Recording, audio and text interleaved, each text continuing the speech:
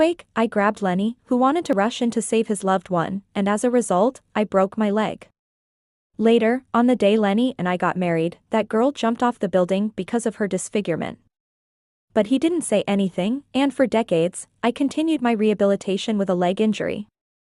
On our 10th anniversary, he pushed me, pregnant, into the middle of the road.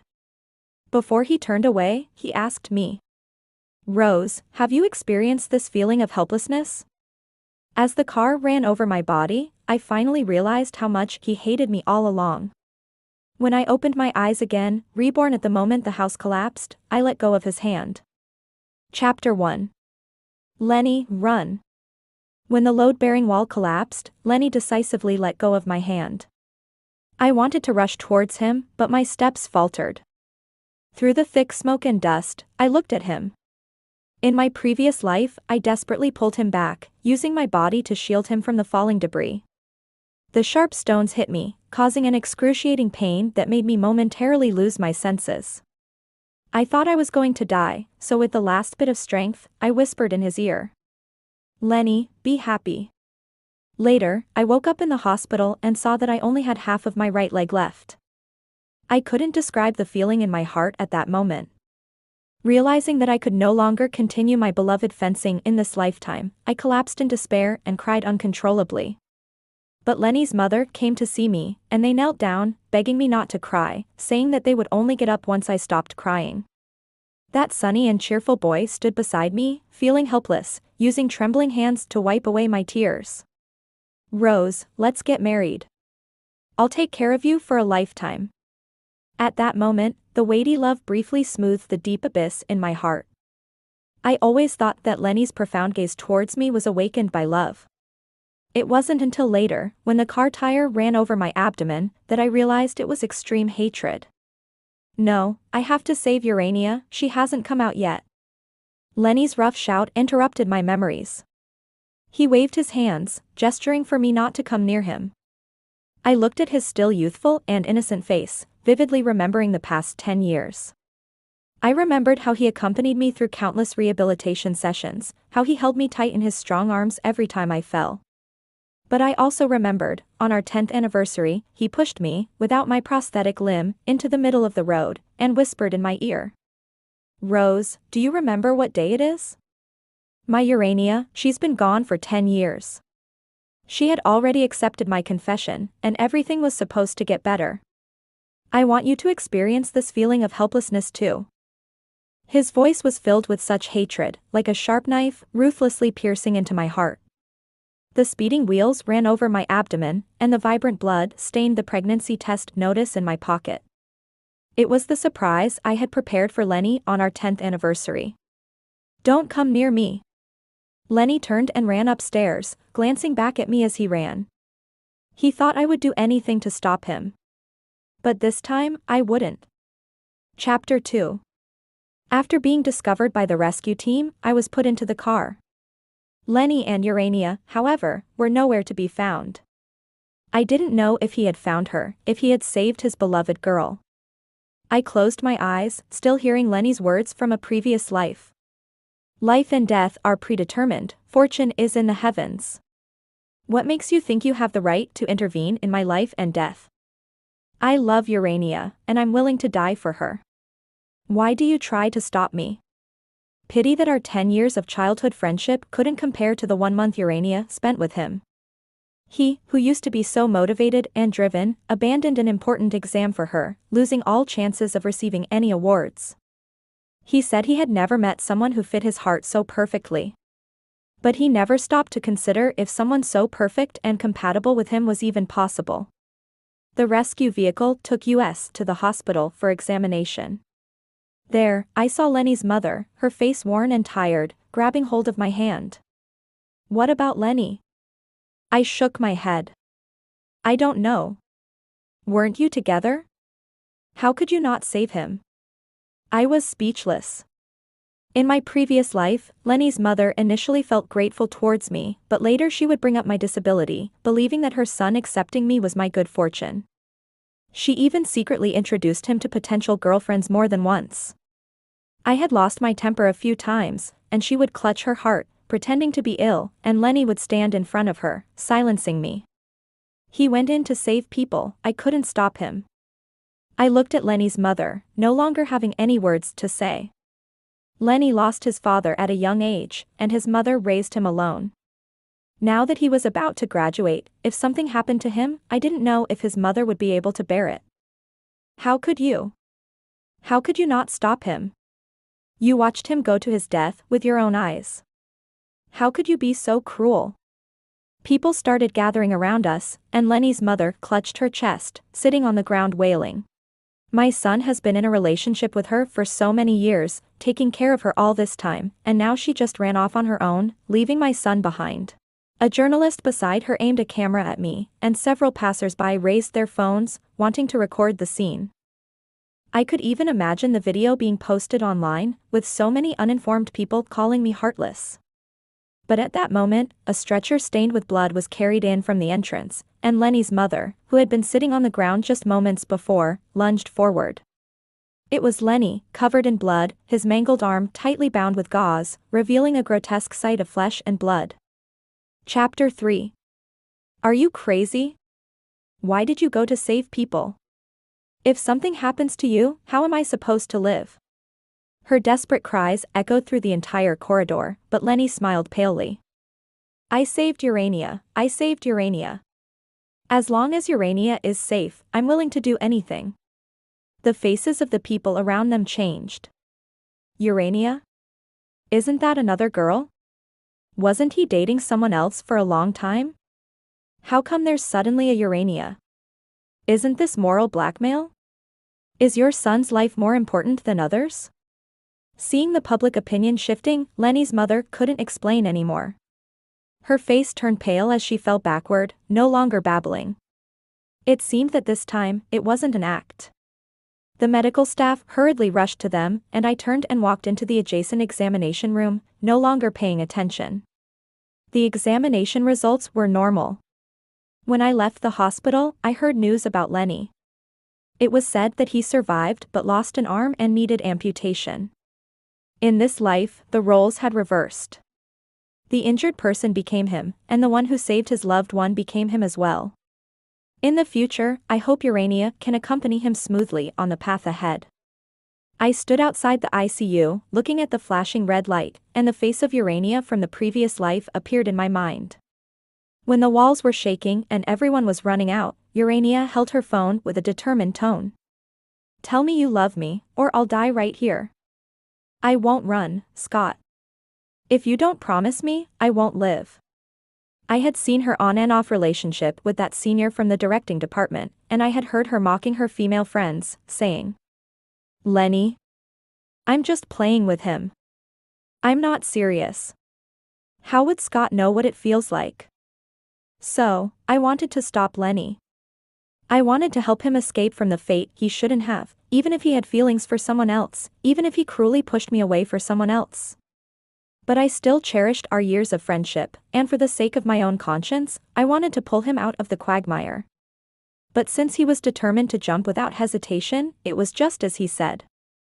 Life and death are predetermined, fortune is in the heavens. Chapter 4. Seeing Lenny again, it was already a month later. His pride, his right hand for basketball, has been severed. His right arm is barely a stump, wrapped in bandages, making it difficult for him to move. Lenny's mother seems to have aged 10 years. Her voice is hoarse, unable to produce any sound. I brought a bouquet of flowers to welcome him as he was discharged from the hospital, calmly telling him that we were breaking up. Lenny didn't try to stop me because during his recovery, Urania came many times. She cried and professed her love for him, promising to be with him for a lifetime. I think this is a good ending for both of us. After Lenny left, I stood in his half-empty hospital room, lost in thought. This was the place I stayed in my previous life. I thought Lenny could save me, but now I understand that the only one who can save me is myself.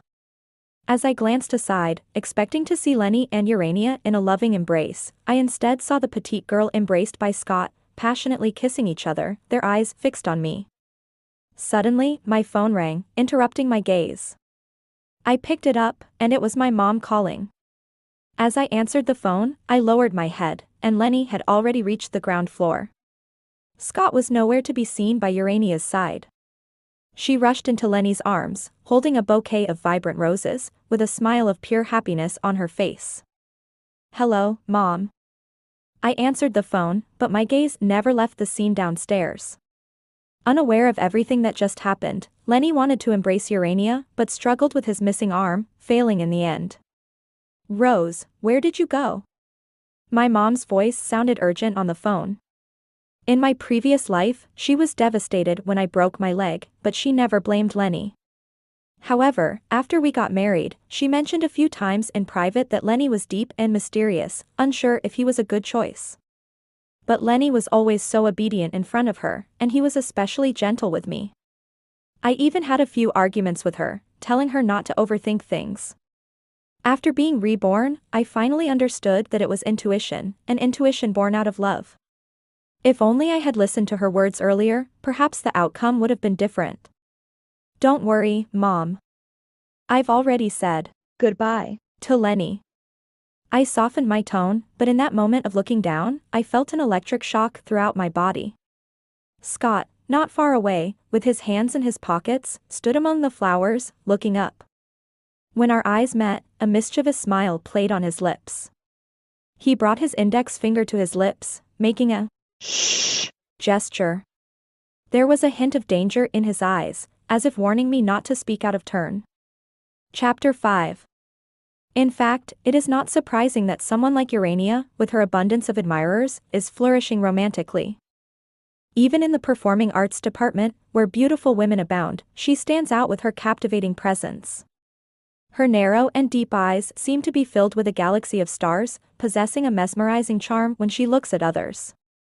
It is said that several renowned directors have already offered scripts to Urania, but she has declined them all, stating that she wants to save her debut for Scott. Unfortunately, in my previous life, her proud face was marred by the earthquake, and her beauty was completely destroyed. At that time, Lenny had left me, who was in the midst of post-operative recovery, to secretly visit Urania. However, without exception, he was rejected every time. He always thought that Urania refused to see him because of her disfigurement, and that she had given up hope because I forced him to marry me. Little did he know that on the day Urania jumped off the building, Scott posted a status update with a photo of him holding hands with another girl, exuding a sweet and enviable affection. Sadly, even after 10 years of hardships since losing my leg, I never managed to make up for the regret Urania left in Lenny's heart. He attributed all of her suffering to me, without realizing that she never considered him significant from the beginning to the end. Back then, I was almost in despair, and now I realize that my so-called infatuation and Lenny's oblivious one-sided affection are no different. Chapter 6. When I returned to school, it had already been partially rebuilt. We were facing graduation, and everyone was sending out resumes. In my previous life, Lenny excelled in every aspect, and his dignified appearance quickly caught the attention of HR personnel. But now, he can only sit in front of small companies that show no interest, clumsily writing his name with his awkward left hand. Although most companies didn't say anything directly, the look in their eyes when they glanced at Lenny was more sympathetic than admiring. The despair I once experienced, viewing it with cold eyes, he is now experiencing it firsthand. "Rose, I'd like to ask about your attitude towards career and family relationships." The interviewer in front of me held my resume, looking interested. Single young women always face some degree of scrutiny during job interviews, and I understand that. I turned my head, memories dancing in my mind, and after a moment, I spoke firmly. I was born to be a mountain, not a stream. The interviewer had a moment of surprise, but after a while, she smiled gently and nodded. "All right, Rose. One last question. You have chosen the position of wheelchair fencing coach. Can you tell me what special significance it holds for you?" My hand, which had fallen to the table, reached down to my right knee. I slowly rotated my ankle, the joy of rediscovery still lingering in my heart. In my previous life, I faced repeated setbacks, and I developed a deep hatred for the sport of fencing that I once loved. Every time I saw my favorite competitions on TV, I would go mad and smash the television. It wasn't until much later, when my state of mind calmed down a bit, that I tried to understand wheelchair fencing.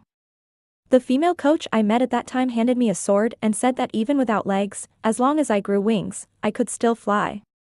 Unfortunately, by then, my physical abilities had deteriorated, and it was difficult for me to pick up my dreams again. Since I have the chance to start over, and since I understand the pain inflicted upon me, I want to share the joy of life with more people. Faster, higher, farther for me is a testament to willpower. I believe that physical limitations should never be a prison for pursuing dreams.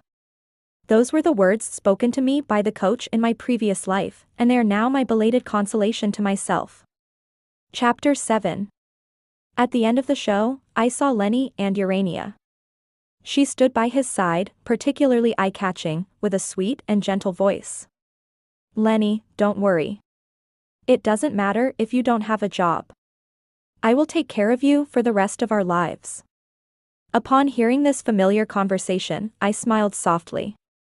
Let me have someone I know introduce you to a job that's not too tiring but pays well. I don't need your introduction. I don't believe that it's possible for no company to want me. Urania, give me some time, trust me. Urania obviously didn't like Lenny. She was considerate towards him, probably not wanting to face criticism and ridicule from others. But Lenny, a prodigy among men, how could he bear to accept the charity of a girl? To this day, he still insists that he has the chance to stand out. But by skipping an exam to accompany Urania to a competition, he left a glaring stain on his academic record. Moreover, the process of physical recovery is a long one. Lenny has already lost the sky-high starting point he had in his previous life. To reach the same heights as before, he would have to put in 1,000 times more effort.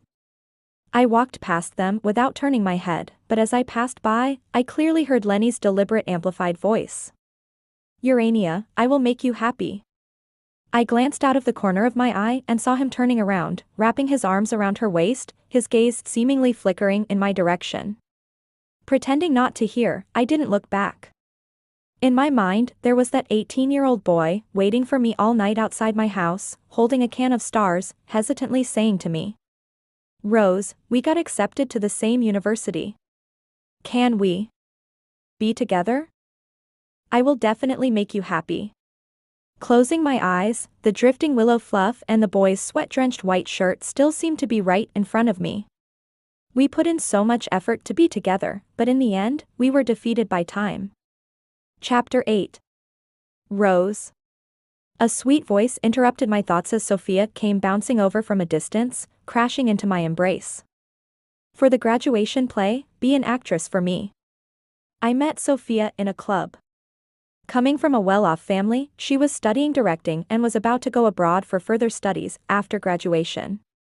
At such a young age, she had lost all worries, and now her biggest concern was the graduation project at school, which required making a short film as an achievement. I held her arm and nodded in agreement. Perhaps afraid that I would be upset because of the breakup, she intentionally or unintentionally stood on the right side, blocking Lenny and Urania from my view. Lenny's mother came to the school a couple of days ago, causing quite a scene. She even said that Urania should give birth to a grandchild for her soon. Anyone would feel overwhelmed with such a mother-in-law. She spoke while secretly observing my expression, seemingly worried that I would be saddened. "Sophia, Lenny and I have already broken up, and I don't want to hear any news about him anymore.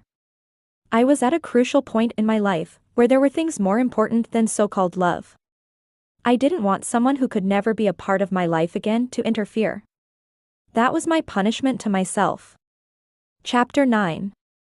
Sophia's script was based on a female principal from a certain rural school. I played the role of a girl who had to give up her studies due to pressure from her family to get married.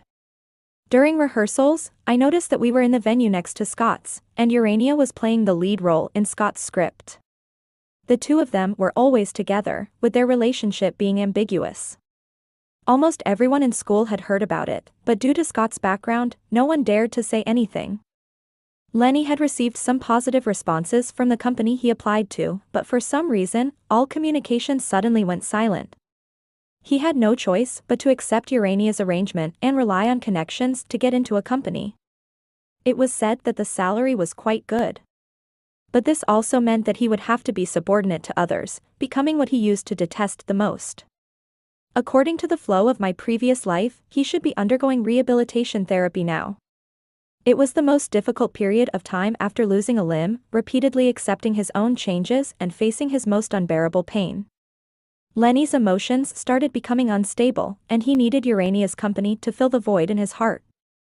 However, Urania's thoughts were not focused on him at all. In order to appear in the best condition on camera, she needed to sleep and wake up early, maintain a regular routine.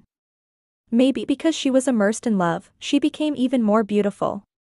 During rehearsal breaks, I often heard her impatiently say on the phone, "I told you I'm busy. We have a meeting with the production team tonight, I don't have time to accompany you." Sometimes when Lenny came to see her, she would find excuses to leave and tell the people around her, "Don't tell him I'm here."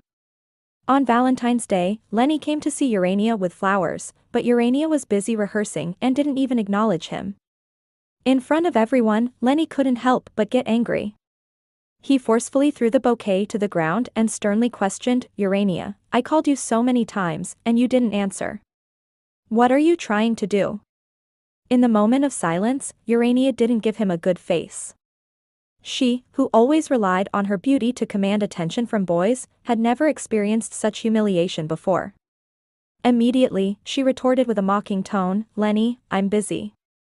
Normal people have a lot of things to do every day, unlike you who has so much free time."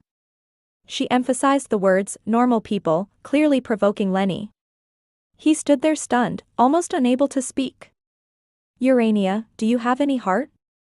Who did I become like this for? Do you have any shame? I never asked you to come and save me. It was your own wishful thinking. Maybe even if you didn't come, I would be fine. Why do I have to be your servant?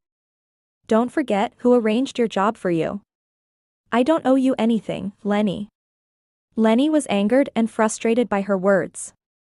He wanted to reach out and point at her, but all he could do was swing his empty sleeves and almost trip over the chair in front of him. From a distance, I looked at Lenny, at the boy who was once called a genius by the teachers, standing in the midst of everyone, enduring silent humiliation and deceit. I couldn't bear to look and lowered my gaze. A person only realizes the value of something after losing it. Otherwise, no matter what, they won't understand. Just like Urania, who was always protected, she would never know what she would become without Lenny. Just like Lenny, he would never know what his situation would be like if I hadn't reached out to him. That's why he didn't appreciate me back then, just like Urania doesn't appreciate him now. Chapter 10. That day, the rehearsal schedule was disrupted, so after everyone left, I stayed behind to continue practicing my moves. In the short film, I played the role of a martial arts actor who emerged from the mountains. I had to showcase my sword fighting skills at the end of the movie. However, since I had come back to life, my movements were rusty, so I kept practicing over and over again. Later, the lights on the stage went out, and in the dim lighting, I raised my sword to thrust forward, only to suddenly notice a blurry figure sitting in the audience. "Who's there?" I was startled, and my sword nearly slipped from my hand. "You're impressive." It was Scott. He raised an eyebrow, his dark pupils gleaming like a ghost. "Lenny isn't worthy of you."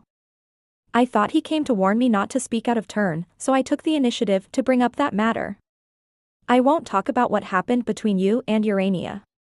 He chuckled, his features relaxing, with a hint of intoxication. "Urania isn't suitable. I want a leading lady like you. She's too delicate, while you're resilient like a wildflower." I caught a whiff of the scent of perfume mixed with alcohol emanating from him. I furrowed my brow and took 2 steps back. Scott considered himself a great artist, and his family was quite extraordinary, so he always flirted with others without being honest. Perhaps those girls had their own motives, silently enduring his harassment. But I glanced coldly at him and took 2 steps back. "Who I'm with is my own business, and it has nothing to do with you." I took off my costume and intended to leave, but Scott caught up with me and grabbed my sleeve. "Rose, has anyone ever told you how different you are? If we were together, do you think Lenny would be upset? Do you want to see him come back and chase after you?" I admit, for a moment, I was genuinely tempted, but I quickly suppressed that thought. I don't need a man's pursuit to prove my charm, and I don't need a man's regret to prove that I'm good enough. My perfection doesn't require the accompaniment of any man or woman. I don't want anything to do with Lenny anymore. If you continue to disturb me, I will reveal everything I know to the public, and it won't be beneficial for you either. I coldly took off my costume and turned to walk out of the theater. Chapter 11. After that day, Lenny started giving Urania the cold shoulder. He no longer came to the theater to see her, nor did they appear together at school. He thought this was a punishment for Urania, but little did he know that this was exactly what she wanted. On my birthday, Sophia rallied the entire cast to celebrate for me. That day, while we were at the hotel, I received a nameless text message. Rose, happy birthday. The address made me instinctively think of Lenny. He addressed me like this in the first love letter he wrote to me when we were 17. But without much hesitation, I pressed the delete key. When I came out of the hotel, I was surrounded by a crowd as I walked back to school. I was a bit intoxicated, and several boys walking by my side tried to reach out and support me, but hesitated and withdrew their hands. I noticed it all, but remained silent. When we reached a street lamp, I saw a tall, thin figure standing there desolately. The boys by my side noticed him first and silently walked away. Rose. Lenny's voice was filled with restrained emotions, but I could still sense the turmoil within. Happy birthday. After a very brief exchange, I nodded. Thank you. He held an ugly paper star in his left hand. I didn't fold it well. As he took a step forward, I took a step back. A gust of wind blew by, causing the paper star to scatter on the ground, but neither of us bent down to pick them up. I'm going to Beijing to get a prosthetic limb. His voice carried a hint of subtle grievance. Throughout our 4 years together, I never missed any of his significant events. I was always by his side during his most difficult times. During our sophomore year, when he injured his arm in a motorcycle accident, his shirt was stained with fresh blood. But he still silently brought the birthday cake he had prepared for me and placed it in front of me. However, as I rolled up his sleeve, the tall boy who was taller than me pursed his lips and tears fell uncontrollably. That seemingly invincible person appeared so vulnerable in front of me. But now, during this unbearable moment, I will no longer be there for him. Good luck. There was no trace of a smile on my face as I coldly uttered those words. Rose, why are you so heartless towards me? Can't we even be friends? A few people nearby looked over with questioning expressions in their eyes. I lifted my gaze and stared directly at him. Lenny, don't call me that way. You don't deserve to. You think your old feelings have resurfaced, but in reality, it's just your desire for warmth from me after being abandoned and neglected. But you should know that someone like me cannot tolerate even the slightest betrayal. When you insisted on pushing me away, you should have understood that we can't be friends anymore. Lenny, don't try to use your so-called deep emotions to manipulate me. Life and death are fated, wealth and status are beyond our control. That was your choice, and you have to bear it yourself. I smiled at him and then turned around, walking towards my friends as we headed off into the distance. Chapter 12. The days before graduation always pass by quickly. In the daily rehearsals, time unknowingly flew by and it has already been a month. Scott started sporadically sending me expensive gifts, sometimes a luxury brand ring hidden in a bag, sometimes a limited edition dress that was hard to find. I knew it wasn't love at first sight, just a game for Scott to pass the time. I didn't pay much attention to it because I had already received an offer from the provincial coach. I started getting involved in coaching and my plan was to train the newly formed fencing team. In 3 months, I would lead them to an important competition. On Urania's birthday, Lenny suddenly returned. He came back with his mother, wearing new prosthetic limbs on his arms. They deliberately chose this day to surprise Urania and break the ice. These words were spoken by Lenny's mother, who had gone through so many ups and downs. She looked much more worn out and was unusually gentle towards me. Rose, Lenny is like a child who never grows up. Always causing people to worry. You've known him for so many years, you understand him. Sometimes, in a fit of impulsiveness, he does extreme things, but deep down he is sentimental. In the past, she had said similar things about him to other women, the meaning was clear. Now, it just made me feel disgusted. No one is a perpetual child. He is a grown man and should take responsibility for his actions. As for his sentimentality, it has nothing to do with me. He has a girlfriend now, you should talk to her. After saying this, I tried to leave, but Lenny's mother held on to me. Auntie values you and is willing to matchmake you. Otherwise, as you know, he has a good relationship with the current girl and has a job.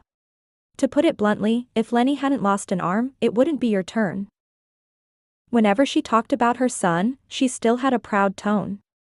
It seemed that she hadn't told Lenny's mother about him using connections to find a job or his arguments with Urania. Lenny's mother didn't actually like me. She just thought Urania was not well behaved enough, so she wanted me to take over this mess. In the past, I had experienced how difficult she could be. I was a bit curious about what kind of sparks would fly when this pampered princess met Urania, who couldn't stand the slightest injustice. Then I wished them success, all right? I wish them a long and happy life together. You don't need to go to great lengths to matchmake us. I am not deserving of your precious son. Lenny's mother let out a cold snort, grabbed her bag, and huffed away.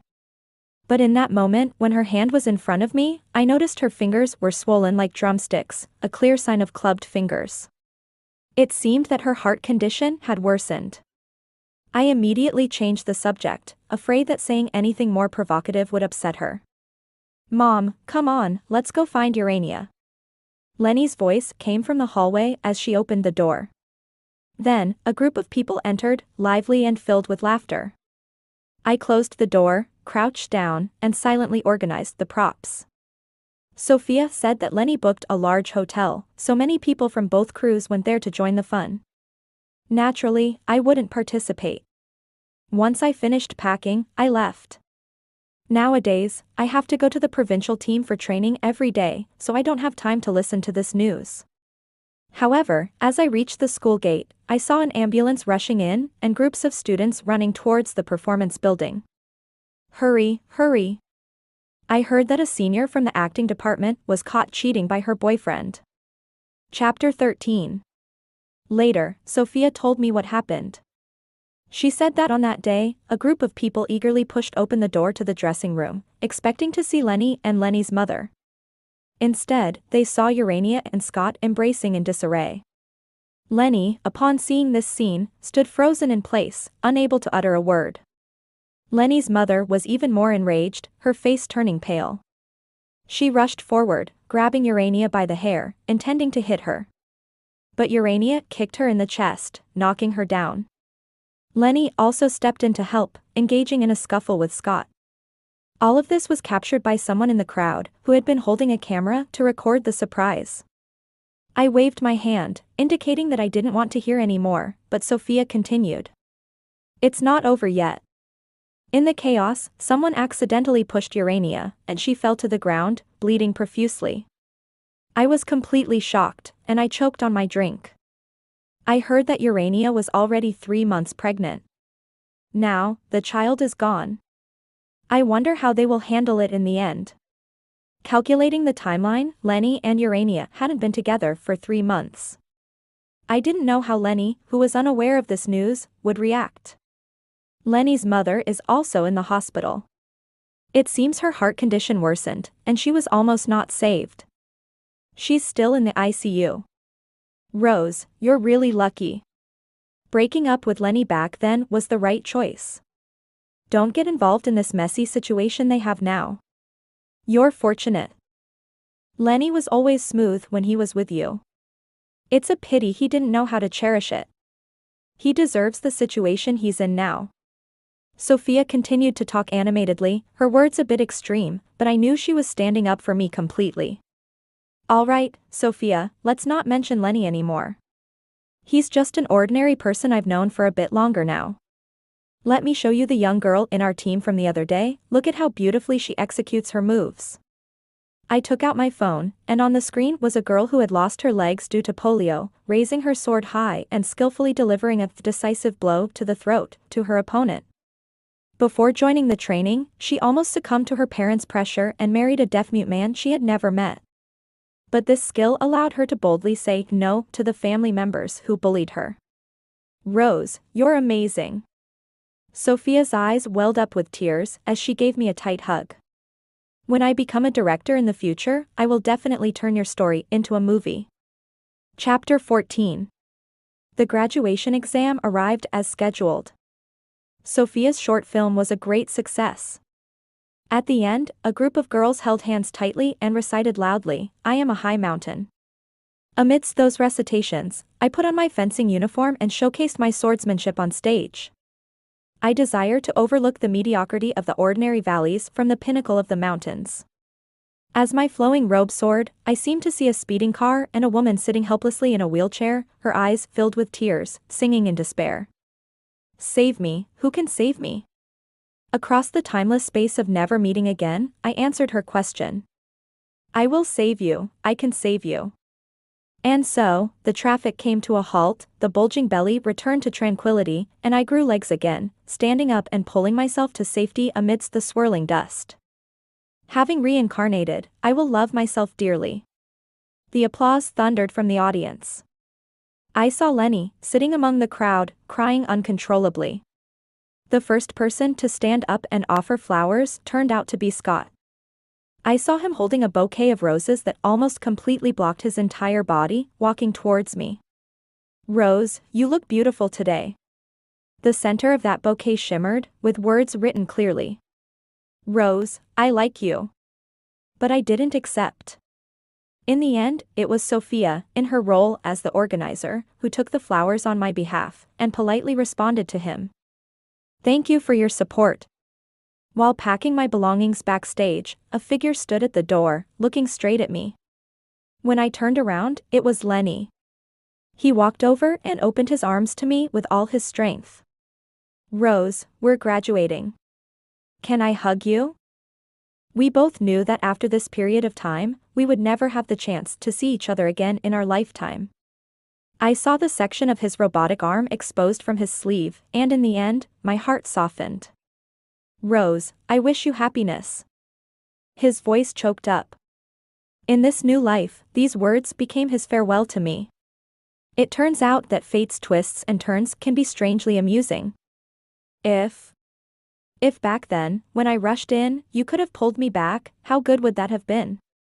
I would have realized my mistakes. "Rose, I'm sorry, I was wrong." Lenny's lips trembled slightly as he lowered his head, tears falling to the ground in resignation. I smiled. "Lenny, someone who dares to do but doesn't dare to admit is a coward. If you have no regrets, I can still respect you a little. You don't need to seek my forgiveness because you're not important to me. Similarly, you are the same to me. We will never meet again in this lifetime, and that is our blessing." I finished packing my bags and left the performance room. This time, all the darkness of my past should finally come to an end. Chapter 15. After leaving school, I rarely paid attention to the news about those people. I only learned about Lenny's mother's surgery, where she had a severe bleeding episode and almost couldn't make it through the operation, Urania causing a scene at Lenny's house, and Lenny struggling to pay for the surgery after losing his job and asking classmates for loans, all from Sophia. Only Scott repeatedly messaged me, constantly sending greetings and informing me that he had broken up with Urania, asking if I wanted to be the lead actress in his movie. I never replied. To me, a man who tries to force others to comply using wealth and power is not someone I admire, rather, they are quite disgusting. I was busy coaching the team members for the competition, exhausted from the long days. With the competition just 10 days away, I led the team on a trip to the competition venue. Adaptation to the venue usually takes more time for disabled sports, so I was particularly worried during the journey, fearing any mishaps that could affect the competition. However, on the evening of our arrival at the hotel, I received a sudden call from Sophia. "Rose, have you seen the trending topics?" She sounded hurried and hung up, sending me a video. In the video, it showed Lenny's mother shouting at me in the hospital on the day of the earthquake. The video was edited to only include the part where Lenny's mother condemned me for not saving her. My indifferent expression was magnified and turned into an internet meme with the caption, "It's none of my business whether he lives or dies." My identity was then exposed, along with the entire team I was coaching. Uninformed netizens made intense comments. A person who can't even save someone close to them, how can we expect her to have compassion for disabled people? Did she do this on purpose? After all, she's the coach for the Paralympics. Wouldn't she be happy with more disabled people? I suggest revoking their eligibility for the competition. Does a team led by such an unethical coach deserve to participate? The attacks from netizens shifted from me to the entire team and eventually to the individual members. Who did you offend? How did this video conveniently appear? It's obvious that this is targeting you. Sophia's words brought me back to my senses. I immediately opened a certain social media platform and found the original video. Below the reposts by the initiator, I found a familiar profile picture. It left a deep impression because it was the same profile picture Scott used in the previous life when he posted the status that crushed Urania. It's Scott. As I uttered those words, a chill ran down my spine. Scott's family was so influential, and he resorted to such disgusting tactics to control public opinion. His intentions were obvious. Amidst my frustration and confusion, an unfamiliar number dialed my phone. "Rose, have you seen the trending topics?" Despite using a voice changer, I recognized Scott's voice. "What do you want?" "Give up your coaching position and join our group, otherwise, not only will your reputation be affected. I have a way to make your entire team unable to participate." Chapter 16. After a long silence, I sat alone in a dark room, lost in thought. Scott was always unpredictable. If I didn't agree to his demands, I couldn't imagine how things would escalate. Now, it was a crucial time for everyone, and I didn't want to delay the competition that everyone had prepared for so diligently because of my personal grievances. But I also cared about my own feelings. This was a project I had been looking forward to for a long time, a position I believed I was capable of. I didn't want to give up easily. "Rose, have you considered the source of the video?" Sophia's words reminded me. That day. I tried to remember, but my memories were blurred. Besides Lenny and Lenny's mother, there didn't seem to be anyone familiar to me at the scene. It had been so long since that incident. Unless someone close to me intentionally leaked it, no one would think of using it as a threat. So, who could this person be? After pondering for a moment, I dialed Lenny's phone number. "Rose," he spoke first, his voice urgent. I didn't send out the video. His desperate attempt to cover up only made me suspicious. "It was your mother, wasn't it?" As I asked that question, I felt a tremor in my heart. There was no response from the other end for a long time, and I already had an answer in my heart. "Rose, I'm sorry. She's already like this. I can't blame her anymore, and I'm willing to bear all the consequences. I'll go and explain. I'll clarify everything, okay?" I sneered. How could he explain? What identity could he assume, and how could he prove himself? By the time he explained the truth, irreversible consequences might occur. What about the complete video? Can you find the complete video? Right now, the only way to quickly and effectively end the disputes among internet users was to publicly release Lenny's explanation in the complete video. The video. Scott bought it. He paid for all the medical expenses, so now he's probably the only one with the right to release the video. Lenny's voice, once so pleasant to me, now sounded so cold. The phone slipped from my palm and fell to the ground. The provincial team urgently contacted my superior, and the head coach called me. I answered, expecting to be scolded, but the other party spoke gently. "Rose, don't worry, we're figuring things out." In my mind, I couldn't help but recall what I said to her on that day at the audition venue. Physical limitations shouldn't be a hindrance to pursuing dreams. My team members had already experienced so much hardship. Many of them saw this competition as their only chance in life. If they couldn't win and enter the national competition, they would face the prospect of going home and getting married. This was not just my dream, but the dream of everyone on the team. Did I really want to let Scott destroy everything? Blame it on me. I'll give up my coaching position and let the kids compete normally. We'll figure things out after the competition. But I knew that once I chose to compromise, it would be a stain on my career, and it wouldn't be easy to make amends in the future. But the situation I faced was so dire, let alone my team members. They had come this far, exhausting all their courage. I couldn't be their obstacle. I quickly packed my things and called Sophia. Sophia, where are you? I need to find. But before I could finish my sentence, Sophia screamed. Rose, it's reversed. Look at the trending topics. Chapter 17. The news of the complete video being released quickly shot up to the top of the trending topics in the city. In the video, Lenny's tearful explanation completely changed the direction of public opinion, shifting the focus to the connection between Lenny and the mysterious person named Yura. In less than half an hour, the trending topic was completely removed, the whole process done swiftly and cleanly. In line with that, a trivial entertainment news quickly made its way to the headlines. I obviously don't believe that there isn't someone manipulating this behind the scenes. I thought that once Urania's true identity was exposed, it wouldn't be difficult to find Scott either. So, Scott probably didn't want things to escalate any further. However, I still don't know who was able to outsmart Scott's plan and release the complete video with a single blow. After this incident, Scott never contacted me again. The competition was being prepared in full swing, and all of these events seemed to be just a minor incident in the process. The subsequent development went smoothly, and the team I coach overcame all obstacles in the provincial competition, performing exceptionally well. The top 3 spots in the competition were all taken by my team. The girls shone with smiles in the flashing lights, pushing their wheelchairs and embracing each other, accompanied by the song Starry Sea. And precisely because of the small setback before the competition, more people paid attention to the event. The girl who came out of the mountains won the championship, and soon some advertising companies contacted her, promising to cover all her future training expenses. Amidst the cheers and applause of the crowd, I received a phone call. As I pressed the dial button, an unexpected voice sounded in my ear. Rose, you're truly amazing.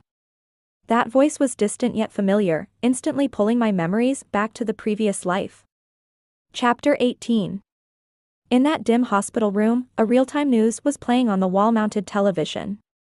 At that time, I suffered from severe insomnia, unable to sleep through the nights, feeling on the verge of collapse and despair. Until one evening, as I half sat on the bed, I listened to a determined and gentle voice of a female journalist in an interview, recounting a text message.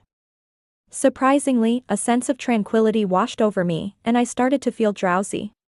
Later, during those unbearable days, I got used to letting that voice accompany me to sleep. Until that day, her face appeared on the live news. They said that a journalist responsible for post-disaster interviews had plunged to her death from the 17th floor of a hospital. The summarized cause of death was that witnessing too many injured people during the earthquake had stimulated her, leading to a desperate act of self-destruction. The program replayed snippets of her interviews from before, every time offering comfort, with a resolute and uplifting tone. I didn't know what had happened to her that would make her suddenly jump to her death overnight. I just felt that the whole incident had an underlying sense of inconsistency. Now, as I hear this voice again, my eyes became moist in an instant. We arranged to meet at a cafe. Did you release the complete video? The person in front of me is named Gil, with a round face that gradually overlapped with the corner behind the camera when Lenny's mother was pulling it that day. I'm grateful that this tragedy didn't befall her in this life. It was me. Her voice still sounded so pleasant, soft and flowing like a gentle stream through my heart. Why did you help me?